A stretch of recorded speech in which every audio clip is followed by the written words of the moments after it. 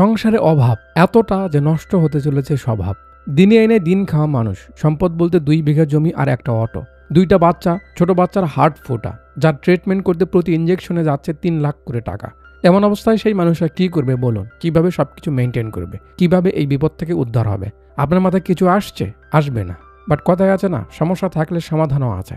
সমস্যা যত বড়ই হোক, উপরে একজন আছে যে সব সমস্যার সমাধানে ধুম করে রাস্তা খুলে দেয়। যদি রাস্তা দিয়ে বুদ্ধি খেটে চলেন, ফলাফল লম্বা সময় ধরে পাবেন, আর যদি তালহারা হয়ে চলেন তো ফলাফল ক্ষণিকের জন্য পাবেন। আজকের মুভির কাহিনীটাও তেমনই।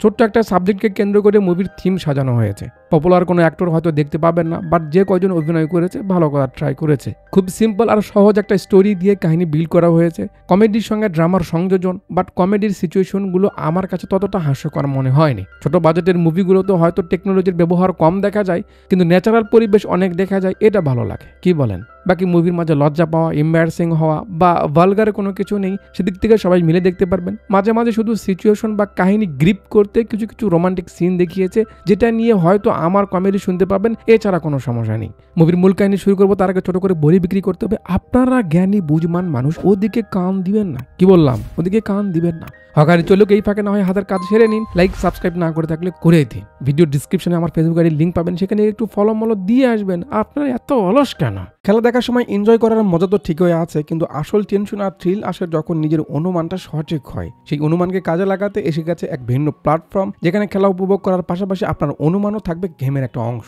যদি আপনি একটু আলাদা এক্সাইটমেন্ট চান, তবে সেই এক্সাইটমেন্ট হোক স্মার্ট আর সেফ। এখানে সবকিছু সহজ, ঝামেলাবিহীন এবং সেফ করা হয়েছে। শুধু ম্যাচ উপভোগ করুন আর অনুমান করে খেলে দেখুন আপনার স্পোর্টস সেন্স কতটা শক্তিশালী। লেনদেন করতে পারবেন সহজ ও নিরাপদ উপায়, সরাসরি বিকাশ, নগদ, রকেট দিয়েই। আপনার স্পোর্টস সেন্স যদি আপনাকে ছোট্ট একটা বাড়তি আনন্দ এনে দেয়, তাহলে গেমটাই অন্যরকম লাগবে। এখানে তো জাস্ট একটা ব্যাপারে বলা হলো, এমন আরও কিছু মজার ব্যাপার থাকছে ভিতরে। পিন কমেন্ট লিঙ্ক থেকে রেজিস্ট্রেশন করুন, আর রেজিস্ট্রেশনের সময় প্রোমো কোড ব্যবহার করুন ক্যানভাস, তাহলে পাবেন আরও চমক ও আকর্ষণীয় সব offer. Wish you very all the best. Well, কথা বলছিলাম 2023-এ মুক্তি পাওয়া কমেডি ড্রামা তেলুগু মুভি নাম সতীগানি রেন্ডু ইয়াক্কারালু এর ব্যাপারে।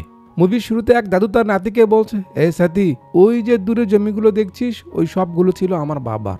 বাবা খুব যত্নে জমিগুলো আগলে রেখেছিল। সে মরার আগে আমাদের সব ভাইদের মাঝে বাটোয়ারা করে দেয়। বাবার টাকা থাকার কারণে আমরা কখনো কাজকাম করতাম না। তিনি মারা গেলে জমি বিক্রি করে জমিদারি করতাম, মানুষকে খাওয়াতাম, পানি খাইতাম। পরে ভাবলাম আমার ছেলেরা কি করে খাবে, তাই বাকি জমি আমার সব ছেলেদের মাঝে বাটোয়ারা করে দিই। কিন্তু তোর বাপ চাচারা ছিল আমার মতো, জমি বিক্রি করে সংসার চালাতে লাগলো। আমি জোর করে তোর বাপের এই 2 বিঘা জমি আটকে রেখেছি। তুই কাগজটা ভালো করে রেখে দিস বেটা। আর শোন, নিজের না থাকলে মানুষ বিপদে পাশে থাকে না, তাই পারলে অন্যেরটা কিনে নিবি, কিন্তু কখনো বিক্রি করবি না, ঠিক আছে? সাথী বলে, ঠিক আছে দাদা। সিন কাট করে কয়েক বছর সামনে নিয়ে আসে। গ্রামের ন্যাচারাল কিছু সিন দেখিয়ে এন্ট্রি করায় মুভির অন্যতম ক্যারেক্টার গ্রামের সারপাঞ্চ মুরালিধর কাকুর সঙ্গে 2টা শহরের ছেলে, যাদের কথাবার্তায় আমরা বুঝতে পারি তারা জমি দেখতে এসেছে প্রজেক্টের জন্য। কাকু দেখাচ্ছে, তারা বলে রাস্তার আশেপাশে হলে আরো ভালো হবে, যেন আমরা গাড়ি ঢুকাতে পারি। আচ্ছা, ওই জমিগুলো কার? কাকু বলে, ওইটা আমার ভাগিনার। এন্ট্রি করে মুভি লিড ক্যারেক্টার, ওই যে ছোটবেলায় দাদা যাকে বোঝালো, জগদীশ প্রতাপ ভান্ডারী। চেনে নাকে? এখানে নাম সতী। পাশে তার ছেলে, বইয়ের কোলে ছোট মেয়ে। তো এই যে সামনে ক্যামেরা, হিরো আলমের শর্ট ফিল্ম ডিরেক্ট করা ডিরেক্টরকে দেখছেন। এইসবের কারণ সতীর ছোট বাচ্চার সিরিয়াস একটা প্রবলেম হয়েছে। মানুষের থেকে হেল্প চেয়ে ভিডিও বানানোর বুদ্ধি দিয়েছে এরা, সেটাই শুট হচ্ছে। সাথী তার সমস্যার কথা বলে, মানুষের কাছে হেল্প চায়। সাথীর বলা তাদের পছন্দ হয় না, তাই তাকে আউট করে সাথীর বউ আন্দাম্মাকে ইমোশনাল হয়ে মানুষের কাছে হেল্প চাইতে বলে। তাদের বলা অনুযায়ী আন্দাম্মা বলে, যেহেতু সমস্যাটা তাদের মেয়ের, ইমোশন তো অটো চলে আসবে। এর 2 দিন পর সাথী ওই ছেলেকে ফোন দিয়ে বলে, ভাই, ভিডিওর ভিউ হয়েছে 4 লাখ আর আপনি আমায় টাকা দিলেন 12,000, এটা কি হলো? ওপার থেকে বলে, আরে ভাই, লোকজন যদি টাকা না দেয় আমি কি করব? মানে মানুষ সহযোগিতা করেছে অনেক টাকারই, কিন্তু তারা মেরে দিয়েছে। সাথীর নিজের একটা লেগুনা রয়েছে, সেটা চালিয়ে দিন যায়। সেখানেও এক দালাল লোক নিয়ে গিয়ে টাকা বাকি রেখেছে। সাথী রেগে যাচ্ছে, আরে ভাই, টাকা দিলে দে, না দিলে বারবার ওয়াদা করিস না তো, যা আমি গাড়ি বিক্রি করব। তখন দেখি কেমনে বাকি রাখিস। এর 2 দিন পর সাথী সম্পর্কে গ্রাম প্রধান সাথীর মামা হয়, তাই তাকে নিয়ে হসপিটালে এসেছে মেয়ের চিকিৎসার জন্য। ডক্টরের সঙ্গে কথা বলে বের হয়ে প্রধান সাথীকে সাইডে ডেকে নিয়ে বলে, দেখ, তোর মেয়ের চিকিৎসার জন্য প্রায় 30 থেকে 40 লাখ টাকা লাগবে। আপাতত তাকে শান্ত রাখতে হলে একটা করে ইঞ্জেকশন দিতে হবে, যার মূল্য 3 লাখ টাকা। এছাড়া সামনে আরো অনেক খরচ তো আছেই। এবার তুই ভাব কি করবি। সাথী ভাবনায় পড়ে যায়, 30-40 লাখ তো পরের কথা, এখন 3 লাখ টাকা সে কোথায় পাবে? তার ভাবনাতেই সিন কাট করে পরে সিনে দেখি টাকা নিয়ে এক জায়গা থেকে বের হলো। এক লোক পেছন থেকে ডাক দেয়, আরে সাথী, গাড়ি বিক্রি করলি কেন? এই গাড়ির পরিবর্তে অন্য কোনো গাড়ি নেই, আমি হেল্প করছি। সাথী গাড়ি কি করবে, তার তো টাকার দরকার। সেখান থেকে বের হয়ে নিজের অবস্থার কথা ভেবে চোখ মুছতে মুছতে বাড়ির দিকে আসছে। মাঝেই নেমে পড়ে। তারপর তার জমির দিকে যায়, যেখানে আমরা দেখি সে টমেটো আবাদ করেছিল কিন্তু ধরা খেয়েছে। মনে পড়ে কত ভালোবেসে শ্রম দিয়ে সে জমিগুলো চাষ করেছিল। পানির অভাবে যেন ফসল নষ্ট না হয় মামার থেকে জমির কাগজ রেখে টাকা ধার নিয়ে জমিতে লাগিয়েছিল, কিন্তু সব লস। টাকা কিভাবে শোধ করে বুঝতে পারছে না। প্রধান তো বারবার জমি বিক্রি করতে বলছে, কিন্তু দাদার কথা মনে পড়ে সে বিক্রি করতে নিষেধ করেছিল। প্রধানের থেকে সময় নিয়েছে, সেটাও শেষ হতে চলেছে। এখন ফেরত দিবে কি করে ভাবতে ভাবতে বেলা গড়িয়ে বাসায় আসে। পরদিন সকালে আন্দামা চা বানাচ্ছে, পিচ্ছি খেলছে বলে ধমক দেয়, খেলা বন্ধ করে বইগুলো বের কর, যদি পড়াশোনা না করিস বাবার মতো টেম্পো চালাতে হবে। সেটি জাস্ট দেখে কি বলবে, সে তো সত্যিই বলেছে। ছেলে বাইরে যাচ্ছে খেলতে, আমরা দেখি সে লুকিয়ে ড্রাম থেকে চাল তুলে নিয়ে খাচ্ছে, মানে তার চাল খাওয়ার অভ্যেস। এমন অভ্যেস ছোটবেলায় কার কার ছিল কমেন্ট বক্সে জানাবেন। বাচ্চা কান্না করছে, সেটি মাথা আঁচড়েই যাচ্ছে। আন্দামা বলে, হ্যাঁ আঁচড়াও, যতক্ষণ না চিরনির দাঁত ভেঙে যায় আশ্রাতেই থাকো, থেমো না জানো। সেদিকে গিয়ে বাচ্চাকে নিতে ধরতে আন্দামা নেই, হয়েছে আর লাগবে না, চা বানিয়েছি খেয়ে উদ্ধার করো বলে সে বাচ্চাকে খাওয়াতে বসে। সেটি চা মুখে দিয়ে দেখে একটুও চিনি নাই। আরে এটা কি বানিয়েছো? আমি না হয় ব্ল্যাক, তাই বলে কফি খাওয়াবা? আন্দামা বলে, তোমার বাপ কি চিনির মিল দিয়ে গেছে বাড়িতে যে চিনি দিব? বাড়িতে কোনো কিছু খাওয়ার নেই, বাচ্চার ইঞ্জেকশন দিতে হবে, তোমার কি হুঁশ আছে? সেটি পকেট থেকে কিছু টাকা বের করে বলে, নাও। এটা কি? গাড়ি বিক্রি করে দিয়েছে। কি? এটা রাখো, বাকিটা দেখছি। কি আর করবো, জমি বিক্রি করে দিব। গাড়ি বিক্রি করে দিয়েছো, জমি বিক্রি করবে, তাহলে আমাদের কি হবে? শুনছো? সেটি বের হয়ে আসে, আন্দামা পিছে আসে। কি হলো? সেটি বলে, মামার কাছে যাচ্ছি, জমির দলিল তো তার কাছে রেখেছি, আরো কিছুদিনের সময় বাড়িয়ে নিয়ে আসি। আন্দামা বলে, যেতে হবে কেন, ফোন করো। সাথী বলে, আরে আমার ভোলা বউটা, তোমার কি মনে হয় সে আমার ফোন ধরবে? মাথায় তেল না থাকলে কেউ ফোন ধরে না। বলে সে সাইকেল নিয়ে রওনা দেয় প্রধানের বাড়িতে যেতে। মনের মাঝে হাজারো চিন্তা ভাবনা, কিভাবে এত টাকা ম্যানেজ করবে, কিভাবে সবকিছু মেনটেন করবে। সেসব ভাবতে ভাবতে তার মনে সে যাচ্ছে, পেছন থেকে একটা গাড়ি উড়া দূরা আসে, তার সঙ্গে বাদ দিয়ে দিতেই ধরেছিল প্রায়। সাথী ভাবছে এ আবার কে। দাঁড়িয়ে থাকতে শুনতে পায় সামনে গিয়ে গাড়িটা ধুম করে কিছু একটা হয়ে গেছে, আওয়াজ আসে তার কাছে। তারা হুড়ো করে এগিয়ে গিয়ে দেখে হালাই তো গাড়ি জমির ভিতরে নামিয়ে দিয়েছে।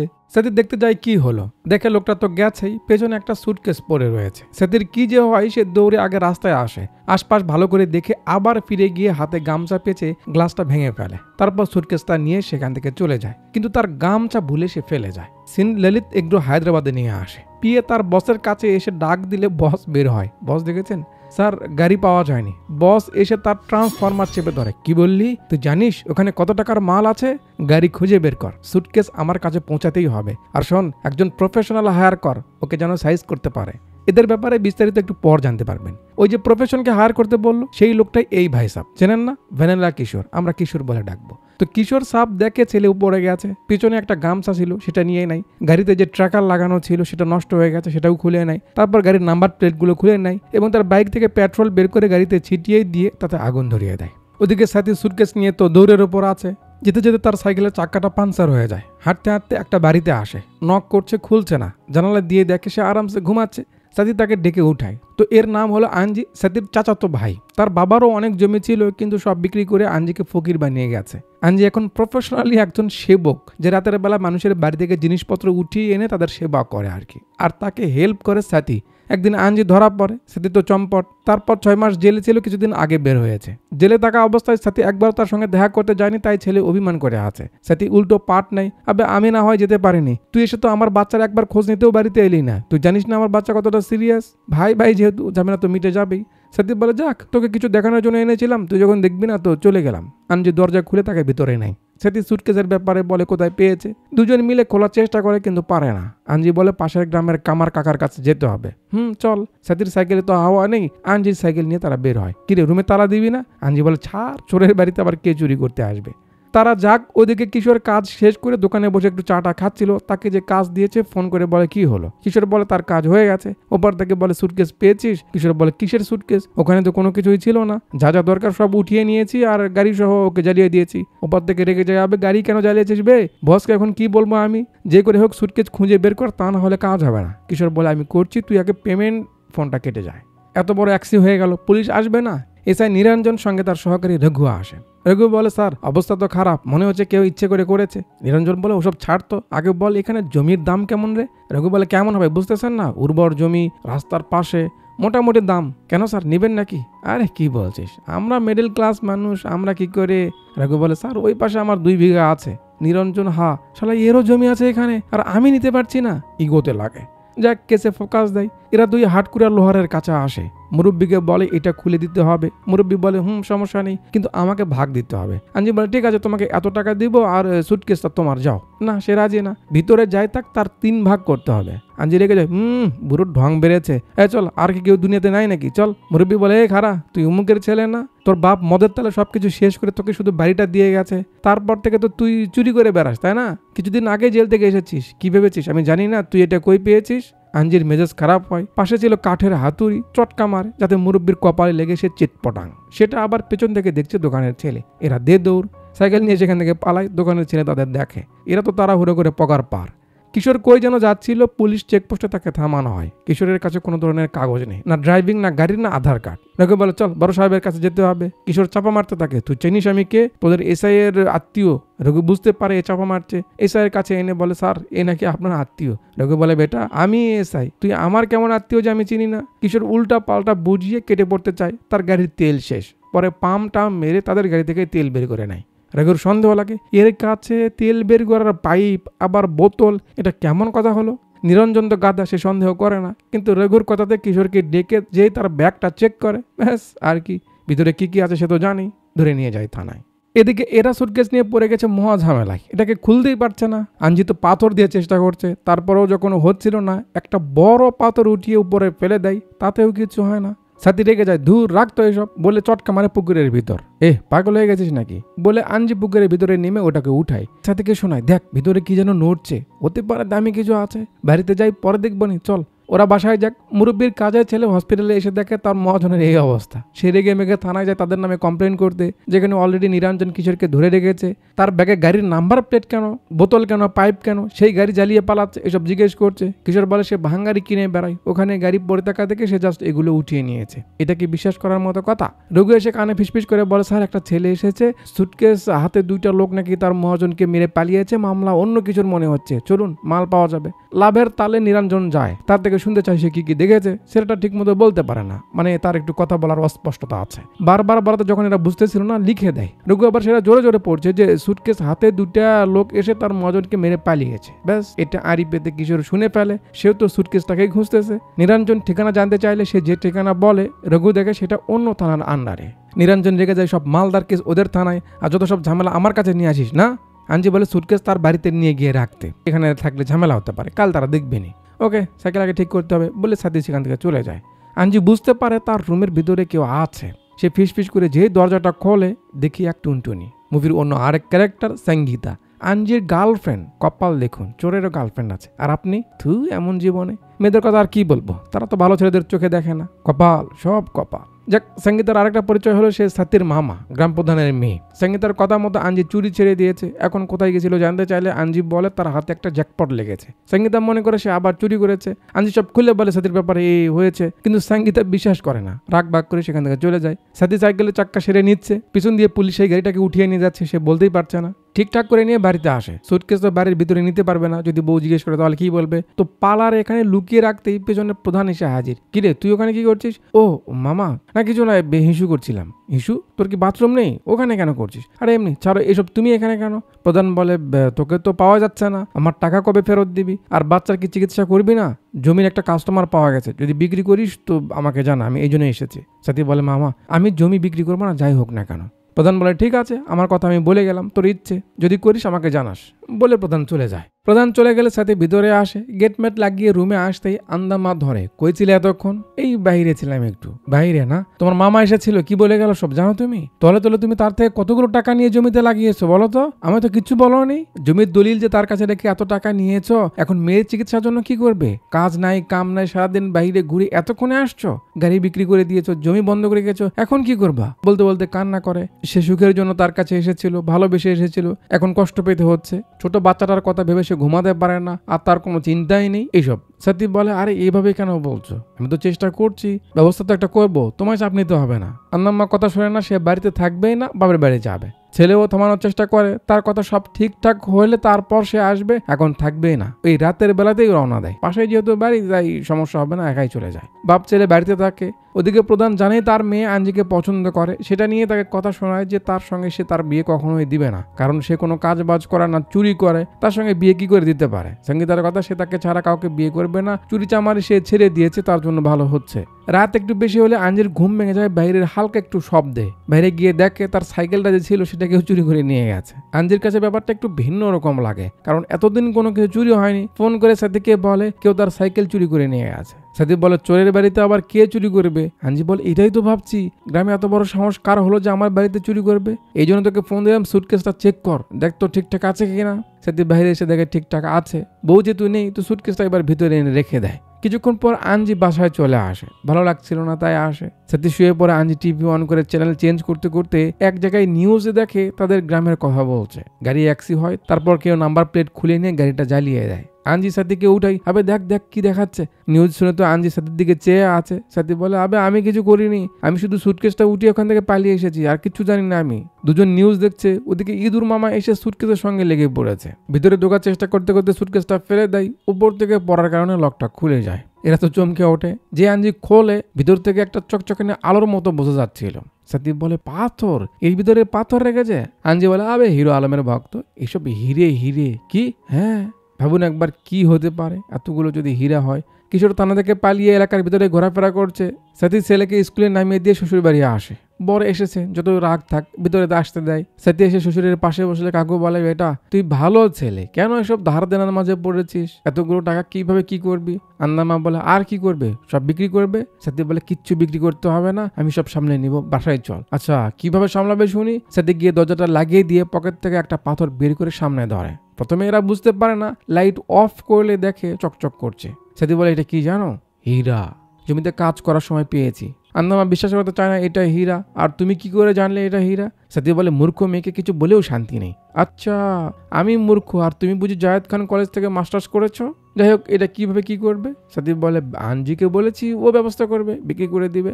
আঞ্জির কথা শুনে আন্দামা বলে ও তাহলে এটা নিশ্চয়ই তোমরা চুরি করেছো। এই হলো চোরের কলঙ্ক।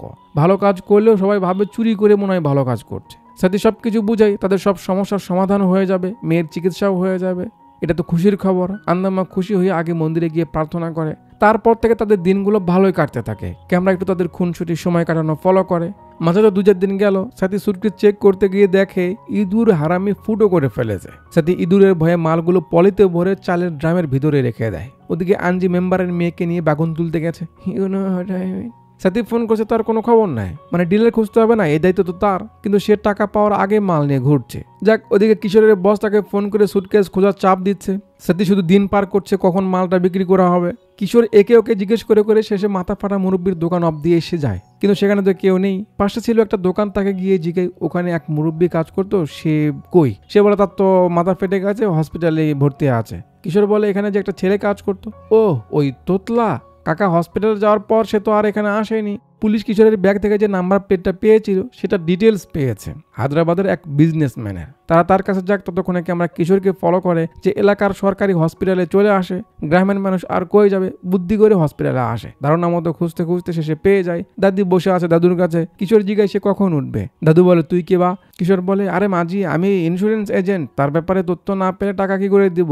টাকার কথা শুনে দাদি পায়ে পড়ে যায়। সাহেব টাকার দরকার, খুব টাকার দরকার, টাকা দিন টাকা দিন। কিশোর ভাবছে শালাই এজেন্ট বলেও তো ঝামেলায় পড়ে গেলাম। এই বুড়ি দেখছি যেভাবে টাকার জন্য ধরেছে, মনে হচ্ছে বুড়োর যদি 1 লাখ টাকার ইন্স্যুরেন্স করা থাকতো এই টাকা নিয়ে পালাতো। কিশোর বলে টাকা পাবে, কিন্তু তার জন্য তাকে কথা বলতে হবে, কি হয়েছে তার সঙ্গে জানতে হবে। দাদি বলে বেটা সে তো আর কখনো কথাই বলতে পারবে না, ডক্টর তো এটাই বললো।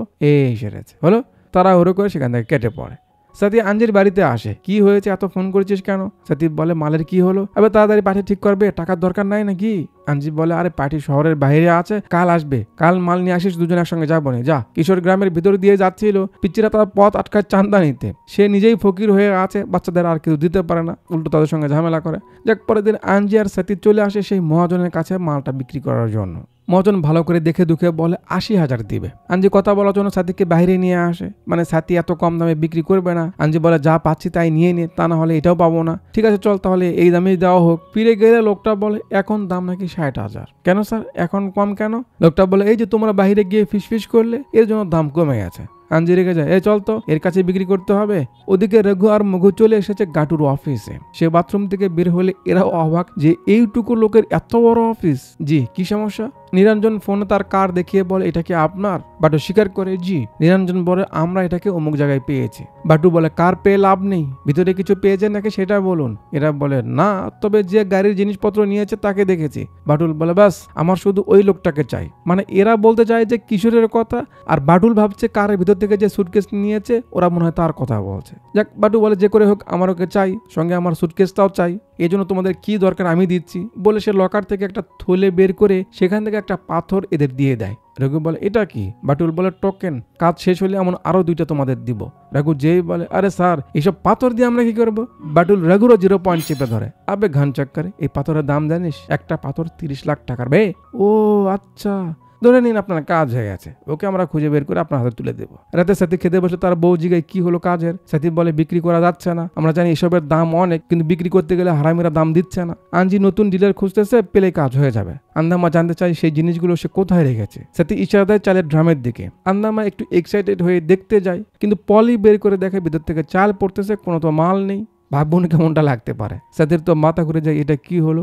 নিশ্চয়ই ইঁদুর নিয়ে গেছে, এটা তার ধারণা। সে ভাবুক, ওদিকে আঞ্জি আর সঙ্গীতা প্ল্যান করছে কিভাবে কি করা যাবে। সঙ্গীতার কথা তারা পালিয়ে বিয়ে করবে, তাছাড়া তার বাবা মেনেই নিবে না। আঞ্জি বলে, ঠিক আছে, আমি ভাবতেছি। পরের দিন কিশোর এক পেট্রোল পাম্পে গিয়ে তেল উঠায়। টাকা দিতে যখন ছেলেটা ইশারা করে, কিশোর বোঝে না। ছেলেটা যখন কথা বলে বোঝানোর চেষ্টা করে, তার কথা বলা দেখে কিশোরের মনে পড়ে থানায় যে ছেলেটা কথা বলেছিল সেও তো এভাবেই বলতো। চিনে ফেলে, ব্যাস তাকে নিয়ে সাইডে বসে সিআইডির কথা বলে তার থেকে জানতে চায় সেদিন কি কি হয়েছিল। সে বলে, এই হয়েছে। মেরে মুড়ে তারা সাইকেল নিয়ে পালিয়ে যায়। কেমন সাইকেল ছিল জানতে চাইলে সে বলে, ওটা তো এক্স্যাক্টলি মনে নেই, তবে সাইকেলের সিটটা ছিল সবুজ কালারের। এইটুকু তথ্য নিয়ে কিশোর খোঁজে বের হয়। সাথে সারা বাড়ি তার সামান খুঁজে বেড়াচ্ছে। ছেলে জিজ্ঞেস করছে, বাবা তুমি কি খুঁজতেছো? সাথে বলে না, তুই তোর কাজ করতো। ফোন বাজতেছিল, রিসিভ করে। আঞ্জি ফোন করেছে, বলে হায়দ্রাবাদে একটা পার্টি পাওয়া গেছে যে ভালো দাম দিতে পারবে। ঠিক আছে, তো আমরা কিন্তু রাতের বেলা যাব। সাথী বলে, ঠিক আছে। নতুন ডিলার তো পেলো, কিন্তু মাল তো তার কাছে নেই, এখন কি করবে? সকালবেলা সাথে নর্মাল পাথর নিয়ে সেগুলো রঙের মাঝে চুবিয়ে শুকাতে দেয়।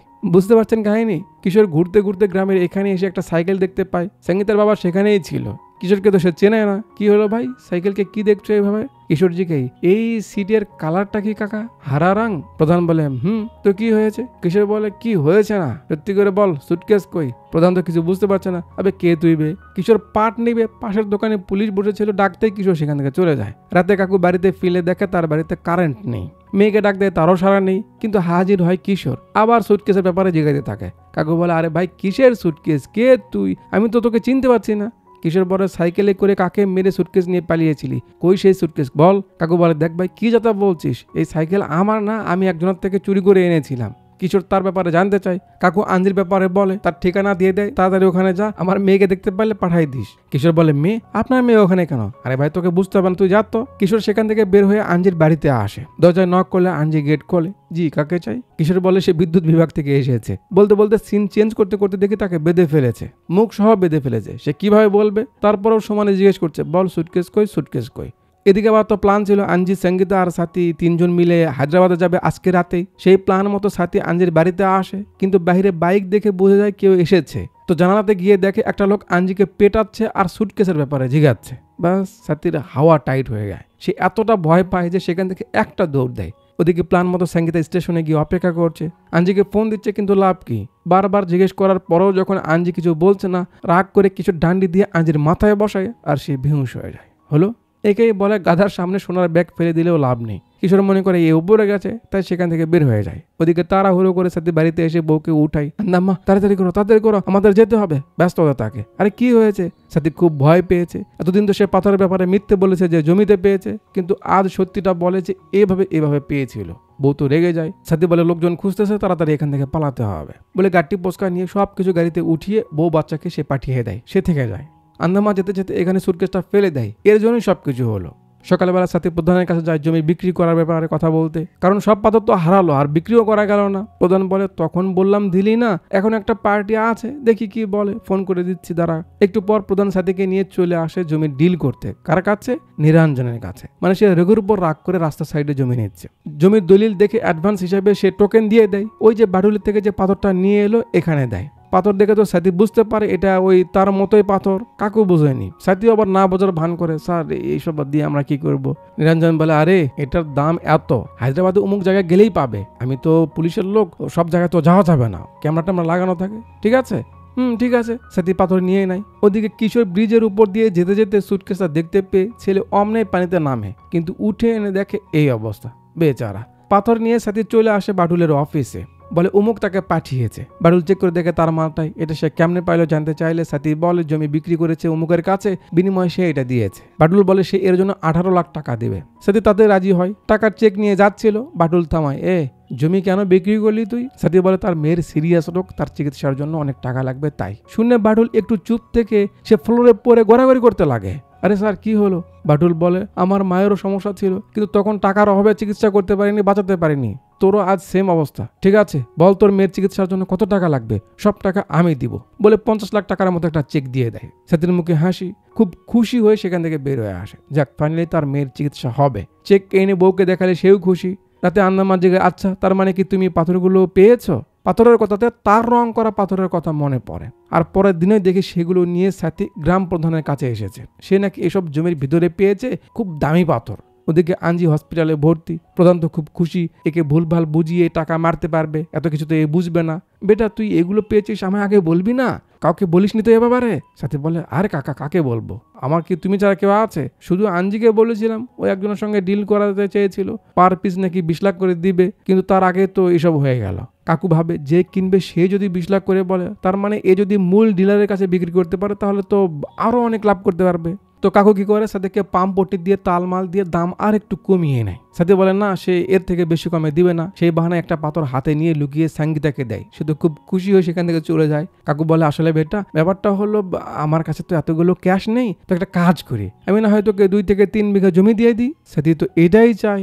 হ্যাঁ মামা, আপনি যা ভালো মনে করেন, আমি কি আর এসব বুঝি? প্রধানও খুশি, সাথীও খুশি। বের হওয়ার সময় সঙ্গীতার রিয়াকশন তো বুঝতেই পারছেন, সে আরো কতটা খুশি। প্রধান এত কম দামে এতগুলো পাথর পেলো, সে কি বাড়িতে বসে থাকবে? সে পাথরগুলো নিয়ে সে পরের দিনেই বাটুলের অফিসে আসে। সবগুলোর বিনিময়ে 2 কোটি না কত জানি চাই। বাটুল ভালো করে দেখে বলে, ও তাহলে 2 লাগবে না? দিচ্ছি, কোনো সমস্যা নেই, দিচ্ছি বলে তার সামনে যায়। এখন মুরব্বী মানুষ, তার তো আর কলা বাগানে হাত দিতে পারে না, বা দিলেও তো আর আমাদের দেখাবে না। এই জন্য সিন কাট করে পরের সিনেই দেখি সাথে নিউজে দেখতেছে, রিপোর্টার বলছে ললিত শিপিং কোম্পানি শুধু নামে শিপিং, কামে অন্য কিছুই চলতো।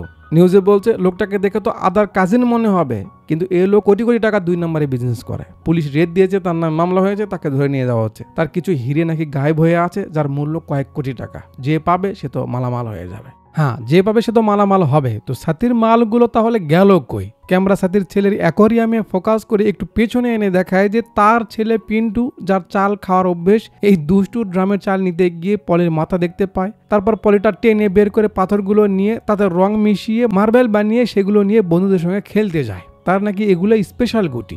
পরে সবগুলো এনে এই অ্যাকোয়ারিয়ামের মাঝে রেখে দিয়েছে, যেটার ব্যাপারে না সাথী জানে আর না ছেলে জানে। বাপ এটাই খুঁজতেছে। ক্যামেরা তাতে ফোকাস দিয়ে রাখলে আমরা দেখতে পাচ্ছি রং হয়তো গলে যাবে, তখন দেখা যাবে, আর সেটা নিয়ে কাহিনী হয়তো আরো সামনে আসবে। এই ইশারা দিয়ে মুভিটা এখানেই শেষ করে দেয়। জানি না মুভিটা আপনাদের কাছে ভালো লাগলো কিনা, বা আমি যেমনটা বোঝাতে চেয়েছিলাম তেমনটা আপনারা বুঝতে পারলেন কিনা। তো এই মুভি থেকে যে ব্যাপারটা আপনারা মাথায় রাখতে পারেন সেটা হলো যে প্রবলেম আমাদের জীবনে আলাদা কোনো ফিলিংস বা আলাদা কোনো সাবজেক্ট নয়। সমস্যা, প্যারা, প্রবলেম, এই সব কিছু আমাদের জীবনের অন্য সব কিছুর মতোই একটা পার্ট, একটা সাবজেক্ট।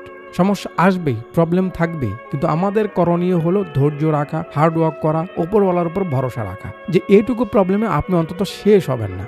পাহাড় সমান ধৈর্য আপনার, এই জন্যই তো এত উঁচু মাপের কষ্ট আপনার কপালে আসে। সাগরের মতো বিশাল আপনার মন, এই জন্যই তো এত প্রবলেম আপনাকে ফেস করতে হয়। প্রবলেম নিয়ে যত বেশি প্যারা নেবেন তত বেশি আপনার গলা চেপে আসবে। আপনি সমস্যা নিয়ে ভাবছেন তো দেখবেন ভাবনার শেষ নেই, কত শত ভাবনা আপনার মাথার ভিতরে ঘুরপাক খাচ্ছে। আবার সমস্যাটাকে যদি একটু লঘু করে দেখেন, লাইফের একটা অংশ মনে করে নেন, প্রবলেমের মাঝেও শান্ত থাকেন, উৎপাত না করেন, দেখবেন প্রবলেমটা এতটাও প্রবলেমেটিক লাগছে না। সুখী মানুষদের সূত্রই তো এটা, তারা কখনো কোনো ব্যাপারে দিশাহারা, উতলা, অধৈর্য হয় না। প্রবলেম যত বড় হোক সলিউশনের ফরম্যাট থাকে। আপনি যদি প্রবলেম পাহাড়ের মতো দেখেন, সেটা নিয়ে সবসময় ভাবেন, ভয় পাওয়া স্বাভাবিক, তার সমাধান হওয়াও কঠিন। কিন্তু যদি প্রবলেম ছোট করে দেখেন, টুকরো টুকরো করে দেখেন, ছোট ছোট অংশে ভাগ করে প্রবলেমগুলো সমাধান করার চিন্তা করেন, তবেই দেখবেন কত ইজি। ভেঙে পড়া বা হতাশ হওয়ার কোনো কিছু নেই। জীবনটা এতটাও ছোট না যে এইসব সামান্য প্রবলেমে আপনি হতাশ হবেন। প্রবলেম ঘাড়ে করে নিয়ে বয়ে বেড়ানোটাও তো একটা যোদ্ধার কাজ।